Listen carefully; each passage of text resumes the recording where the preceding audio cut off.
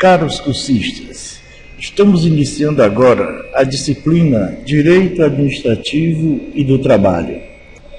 Dessa disciplina, iremos trabalhar aspectos que dizem respeito à administração pública e às relações de trabalho positivadas no nosso ordenamento jurídico. Inicialmente, faz-se necessário que conheçamos alguns conceitos que são fundamentais de direito, tendo por base a Constituição Federal de 1988 e a conquista da cidadania. Sabemos que a nossa Constituição foi caracterizada pelo presidente da Assembleia Nacional Constituinte, o deputado federal Ulisses Guimarães, in memoriam, como uma Constituição cidadã, uma vez que os aspectos da cidadania foram muito privilegiados, homenageados nessa nova Constituição. Não podemos imaginar o estudo de qualquer ramo do direito sem antes conhecermos alguns conceitos fundamentais de direito que estão na nossa Constituição e que, de certa forma, facilitam o nosso entendimento do nosso ordenamento jurídico, das relações jurídicas no Brasil. Então, nós vamos iniciar nosso trabalho vendo alguns conceitos que estão prescritos na Constituição Brasileira de 88. Antes, porém, há de se falar na hierarquia das normas jurídicas existentes no país. Essa hierarquia vai nos mostrar que, no ordenamento jurídico, há a supremacia da Constituição, do direito constitucional, por consequência, sobre os demais ramos do direito brasileiro, pois nenhum outro direito poderá infringir, contrariar o que está prescrito na Constituição Federal. Então, esta Constituição tem supremacia sobre qualquer outra lei ou ato que se pratique dentro do ordenamento jurídico brasileiro. Vamos, inicialmente, conhecer uma estrutura hierarquizada das normas jurídicas no Brasil. Em forma de pirâmide, pois esta pirâmide representa a hierarquia dessas normas dentro do ordenamento jurídico, para nos mostrar que a Constituição, ela é suprema, ela tem supremacia sobre todos os atos jurídicos, todas as normas jurídicas existentes no país. Então, em forma de pirâmide, nós vamos ver que essa estrutura exige que o ato inferior, ou seja, que vem abaixo, guarde hierarquia, respeite o ato hierarquicamente superior. E todos eles têm que estar subordinados à Constituição, sob pena de ser ilegal e inconstitucional. Essa é uma chamada de relação de compatibilidade vertical. O que significa dizer que, no ordenamento jurídico brasileiro, nenhuma lei poderá ser feita contrariando o que está disposto na Constituição Federal. Dessa forma, nós podemos entender que nenhuma lei municipal pode infringir uma lei estadual e nenhuma lei estadual pode infringir uma lei federal. O que significa dizer que há uma hierarquia nessas três esferas. Da mesma forma, nós temos essa hierarquia nas normas jurídicas. A Constituição superior a todas as outras leis ou atos que a administração, que o ordenamento jurídico prescreva. Observemos esta pirâmide hierárquica das normas jurídicas. Como podemos perceber claramente, a Constituição Federal constitui o topo da pirâmide. Abaixo dela nós temos as leis que criam os códigos, reunidas em códigos, as leis esparsas, ou seja, aquelas que não estão codificadas, e os atos praticados pelos agentes públicos. Então, a gente percebe claramente nesta pirâmide a relação de hierarquia existente nos três níveis. Primeiro, a Constituição, pois nenhuma lei pode ser feita contrariando a Constituição. E nenhum ato praticado por um agente público pode ser feito fora da lei. Desta forma, nós percebemos com clareza que a Constituição Federal, ela é suprema, ela tem supremacia sobre todas as leis ou atos no nosso ordenamento jurídico. O que nos faz crer ser necessário primeiro entendermos um pouco desse direito constitucional, primeiro conhecer alguns aspectos da Constituição brasileira para podermos entender os demais ramos do direito. Dentro da nossa disciplina, nós vamos trabalhar 2 ramos do direito que não estão codificados, ou seja, não existe no Brasil um Código de Direito Administrativo nem um Código de Direito do Trabalho.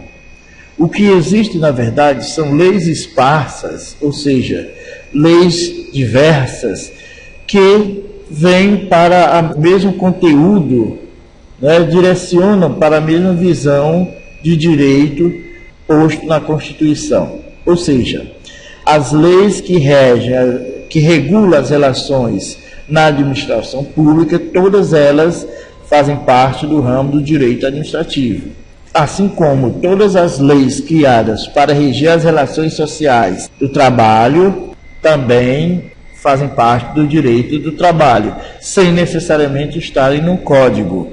Quando eu digo que são 2 ramos do direito não codificados, quero apenas mostrar a diferença desses 2 ramos do direito em relação aos demais, uma vez que temos o Código Tributário Nacional, como temos o Código de Direito Penal, Código de Direito Civil e outros tantos, mas direito administrativo e direito do trabalho não estão codificados.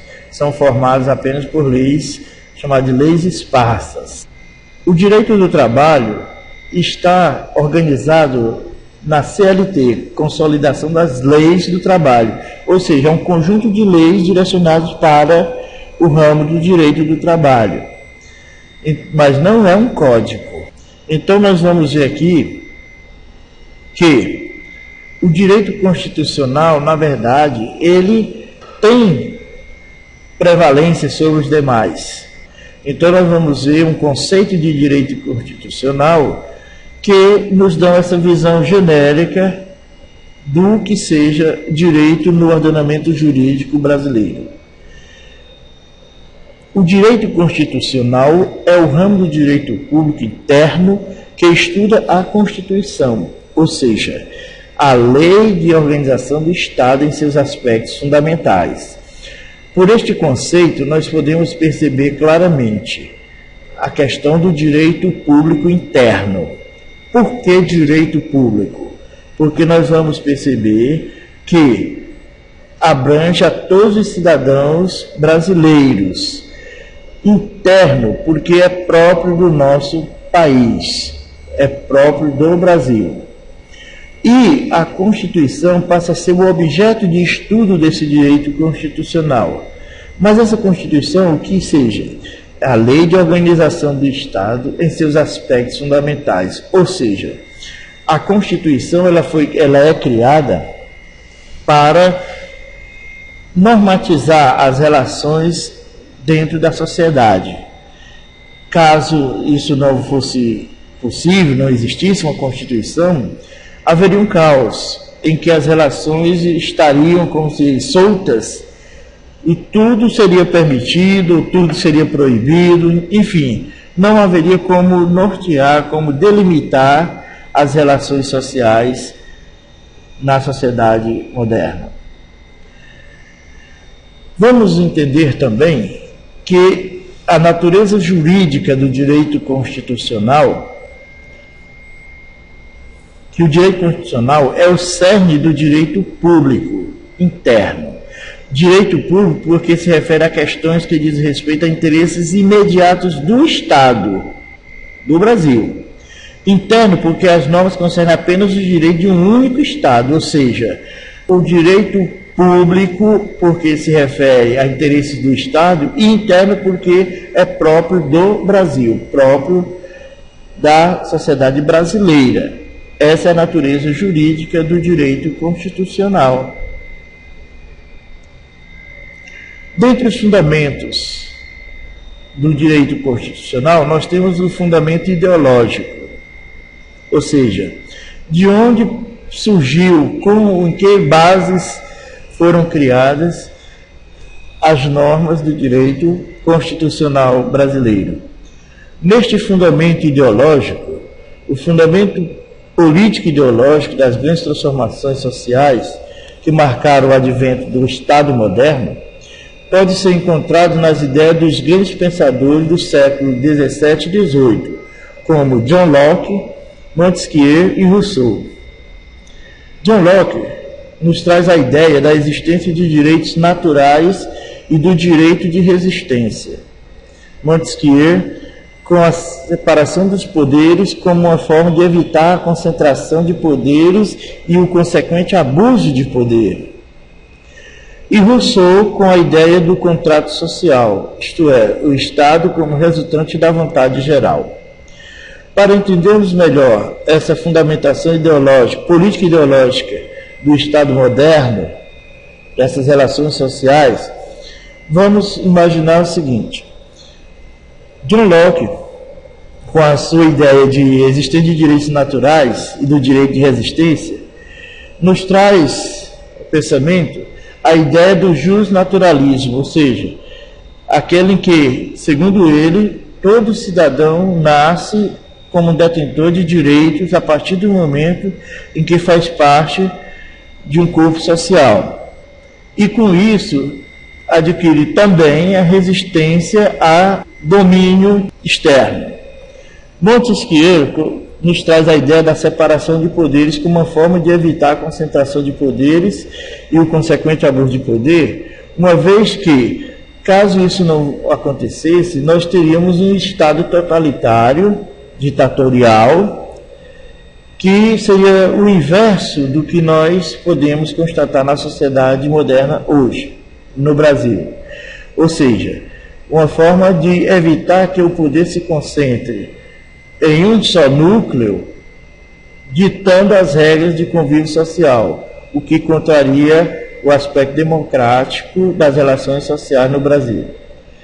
E Rousseau nos traz a ideia do contrato social, segundo a qual o Estado age em nome da vontade do cidadão, da vontade geral, ou seja, o Estado como um elemento, uma arma de defesa do cidadão brasileiro.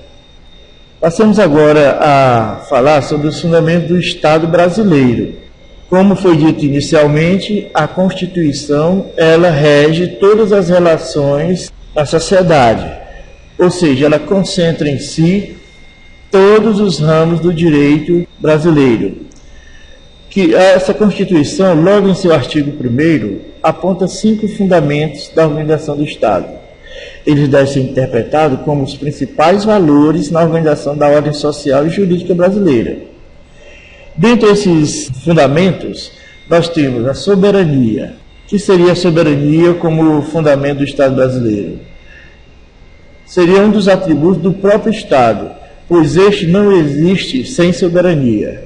Significa a supremacia do Estado brasileiro na ordem política interna e a independência na ordem política externa. Ou seja, a soberania diz que o Brasil ele tem uma ordem política interna que rege as relações dentro do seu território e o mantém independente de outros. Ou seja, todo o país deve ter essa sua soberania a fim de que possa ser considerado Estado. A soberania, na verdade, é um atributo que constitui o próprio Estado. Outro fundamento do Estado brasileiro é a cidadania. O termo cidadania, empregado em sentido amplo, abrangendo não só a titularidade de direitos políticos, mas também civis, alcança tanto o exercício do direito de votar e ser votado, como o efetivo exercício dos diversos direitos previstos na Constituição, tais como educação, saúde e trabalho. Como foi dito inicialmente, a Constituição brasileira de 1988 é caracterizada como uma Constituição cidadã, por conta dos avanços que ela traz no aspecto da cidadania. Então, nós temos a cidadania como um dos fundamentos dessa Constituição brasileira. A dignidade da pessoa humana é outro fundamento, que vem a ser o valor da dignidade da pessoa humana deve ser entendido como o absoluto respeito aos seus direitos fundamentais, assegurando-se condições dignas de existência para todos. Essa dignidade da pessoa humana, ela se manifesta em todos os aspectos da Constituição brasileira e vai estar mais explicitada no artigo 5º, que é um dos principais artigos da nossa Constituição, onde lá nós temos declinados todos os direitos e garantias fundamentais, individuais e coletivos do povo brasileiro. Outro fundamento do Estado brasileiro são os valores sociais do trabalho e da livre iniciativa. O trabalho e a livre iniciativa foram identificados como fundamentos da ordem econômica estabelecida no Brasil, ambos considerados indispensáveis para o adequado desenvolvimento do Estado brasileiro. Esses dois fatores revelam o modo de produção capitalista vigente. A Constituição pretende estabelecer um regime de harmonia entre capital e trabalho. Este fundamento do Estado brasileiro nos faz relembrar de um período da história do Brasil em que tínhamos o regime escravagista, em que a dignidade da pessoa humana e os valores sociais do trabalho eram totalmente ignorados. Então, a nossa Constituição, por ser uma Constituição cidadã, traz em um de seus fundamentos esses valores sociais do trabalho e da livre iniciativa, o que abre a perspectiva de que todos os cidadãos vivem em condições de igualdade e de dignidade. O pluralismo político é outro fundamento do Estado brasileiro. O pluralismo político significa a livre formação de correntes políticas no país, permitindo a representação das diversas camadas da opinião pública em diferentes segmentos. Este dispositivo constitucional veda a adoção de leis inconstitucionais que estabeleçam um regime de partido único ou um sistema de bipartidarismo forçado, ou que impeçam uma corrente política de se manifestar no país. Significa dizer que hoje no Brasil, graças à nossa Constituição, a seus aspectos modernos, hoje no Brasil existem diversos partidos políticos para que cada segmento manifeste suas ideologias, suas propostas. Abram essa perspectiva de discussão, de análise para a adoção do que melhor se adeque à sociedade brasileira e não concentre em um único partido ou em apenas dois as decisões do destino do seu povo. Passemos agora a falar sobre os direitos sociais que estão estabelecidos na Constituição brasileira. Inicialmente, nós vamos perceber que a Constituição, por ser uma Constituição cidadã, traz um capítulo dedicado exclusivamente a esses direitos sociais. Mas primeiro vamos entender que direitos sociais são esses. Nesse nosso conceito, nós temos que direitos sociais são direitos de conteúdo econômico e social que visam melhorar as condições de vida e de trabalho para todos. São prestações positivas do Estado em prol dos menos favorecidos e dos setores economicamente mais fracos da sociedade.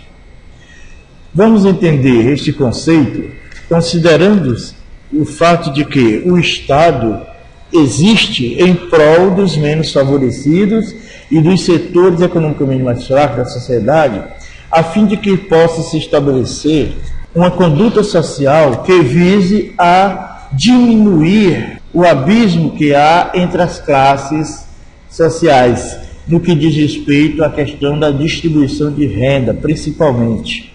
Os direitos sociais vêm exatamente tentar diminuir essa grande lacuna que há entre as classes sociais por conta da própria condição econômica, da má distribuição de renda que se verifica no país. Trabalhando os direitos sociais na Constituição de 1988, nós vamos observar alguns aspectos que são relevantes neste conteúdo.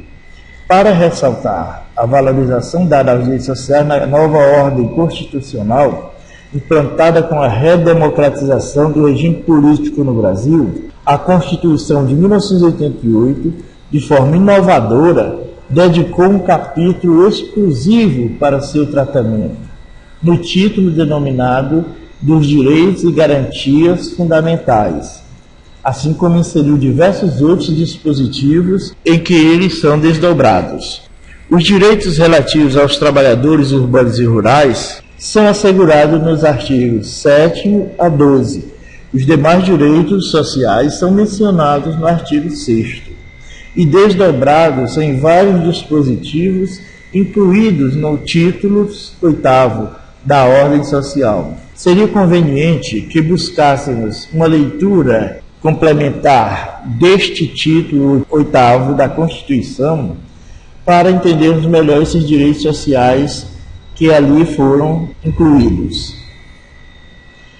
Mas dentro desses direitos sociais, nós podemos ver algumas espécies de direitos sociais que estão expressamente assegurados pela atual Constituição, como saúde, trabalho, lazer, seguridade social, previdência social, proteção à maternidade e à infância, assistência aos desamparados, educação, cultura, esporte e moradia. Eles são enunciados nos artigos 6º a 11 e regulamentados em vários outros dispositivos incluídos no título 8º, dedicado à ordem social. Sabemos que o texto constitucional traz um rol de direitos sociais que, muitas vezes, nos provocam uma reflexão comparativamente com a realidade que se manifesta atualmente. Se dentro desses direitos sociais nós temos saúde, trabalho, previdência social, educação, moradia, dentre outros, nós sabemos que a realidade social hoje destoa do texto constitucional, mas o cidadão tem esta Constituição como uma arma de defesa dos seus direitos, podendo pleitear em qualquer instância a execução, a satisfação dessas suas necessidades diante do quadro que ora se apresenta. Eles são enunciados no artigo 6º a 11 e regulamentados em outros dispositivos dedicados à ordem social. Por isso, mais uma vez, se faz a sugestão de leitura desse título 8º da ordem social na Constituição brasileira. Por fim, iremos ver de onde vem, ou seja, como se cria o direito. O direito ele não surge de nenhum fenômeno metafísico ou alheio a atos do homem. Nós vamos ver que as fontes do direito brasileiro, ele está em alguns elementos que justificam essa organização da norma jurídica, do ordenamento jurídico brasileiro, para que não se estabeleça o caos, como já foi dito anteriormente, o caos social, ou seja, onde não se estabeleça limite do direito de um e de outro. As relações sociais, elas precisam ser normatizadas e essas normas estão dentro desse direito que vão exatamente estabelecer essas regras de convivência na sociedade. Dentre as fontes do direito, nós vamos apontar algumas. Dentre elas, a lei, que esta lei, como norma jurídica, deve ser entendida em seu sentido material, como todo ato normativo imposto coativamente pelo Estado aos particulares, regrando as relações entre ambos e dos particulares entre si, ou seja, todas as relações sociais do Estado com os particulares ou dos particulares entre si têm que estar determinada em lei. Tudo tem que estar prescrito em lei. Outra fonte do direito é a jurisprudência. O que vem a ser a jurisprudência como fonte do direito? A jurisprudência é resultante do exercício da atividade jurisdicional que, ante a reiteração de decisões em um mesmo sentido, passa a constituir norma aplicável a hipóteses similares. Ou seja, decisões judiciais que são reiteradas formam o que chamamos de jurisprudência. Ou seja, um caso tem uma decisão e um caso semelhante pode ter a mesma decisão. Aí a gente chama de jurisprudência.